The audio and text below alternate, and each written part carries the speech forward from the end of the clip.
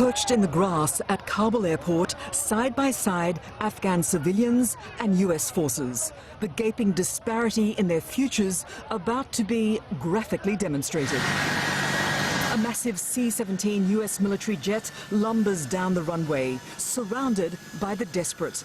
There are thousands on the tarmac, making the calculation this is their best chance. Some clinging to the side of the fuselage, even after it takes off. Then, more disturbingly, as the plane ascends, two objects, presumed people, fall to the ground. Outside the airport complex, Taliban fire into the air to control the swelling crowd. Inside, where the US remains in charge, officials confirming US forces shot and killed at least 2 armed men. Eyewitnesses said the victims were ordinary people. I just saw with my eyes 3 people, but there's more people maybe. A total of 7 died. In central Kabul, Taliban patrol and vehicles seized from Afghan security, insisting all is well. Everything is under control. Everything will be fine. Nobody should worry. America already spent enough time in Afghanistan. They need to leave. The necessity of leaving, precisely the conclusion reached and the argument made by US President Joe Biden in his first public appearance since the Taliban takeover. I stand squarely behind my decision. After 20 years, I've learned the hard way that there was never a good time to withdraw US forces. Attempting to apportion blame for the chaos. The truth is, this did unfold more quickly than we had anticipated. So what's happened? Afghanistan political leaders gave up and fled the country. The Afghan military collapsed. So complete, so confident the Taliban takeover, some giggled as they took to dodgem cars and the merry-go-round at a Kabul amusement park.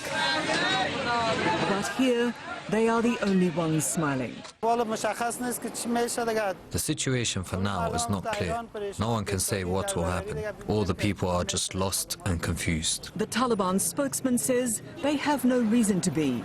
All the people, they lead their normal life. The schools are open, the offices are open, and the businessmen do their trade and business. So this is a practical example. So why they are terrified? They should not be terrified. They are terrified, and not just the throngs at the airport. Women, including this member of parliament. Sure, I'm afraid of myself, my life, and my freedom to work and my freedom to speak up. These are the things that I'm afraid of losing them. At the airport, fear, and for a few, a flight. Hundreds packed inside this jet.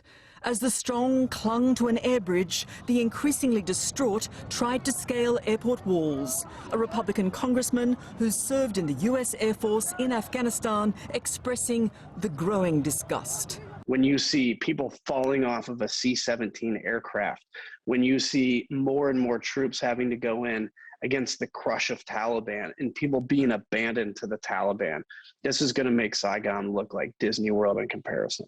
At the Pentagon, a female reporter from Afghanistan, voice quaking, overcome.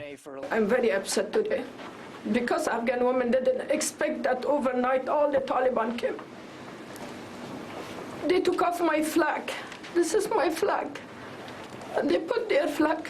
The response? Heartfelt respect to what you're going through, and we understand that. But even if the last day's events could be rewritten, the US president is adamant. The buck stops with me.